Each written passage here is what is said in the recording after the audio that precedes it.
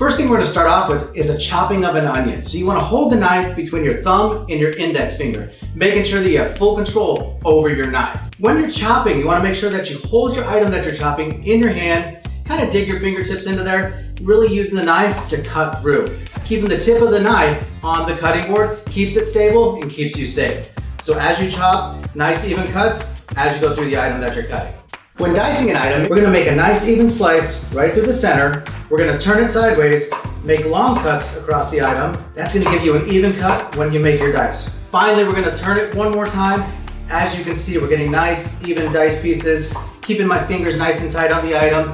Good, even flow of the knife, keeping it nice and tight.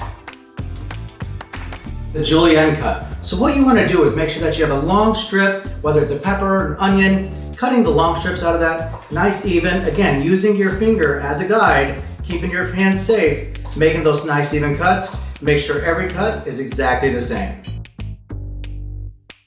All right, for your final cut, what we wanna do is have a little bit of fun. So what we're gonna do is take our mango, we're gonna cut one cheek off, again, using a larger knife there. We're gonna get more of a paring knife here to do some of these more intricate cuts. So making nice thin lines, we're gonna make a hedgehog. So what this is doing is just making these nice even cuts. Next, we're gonna turn it 90 degrees and go the opposite way. We're gonna cut those down, making sure cut all the way almost through the skin, but not all the way through.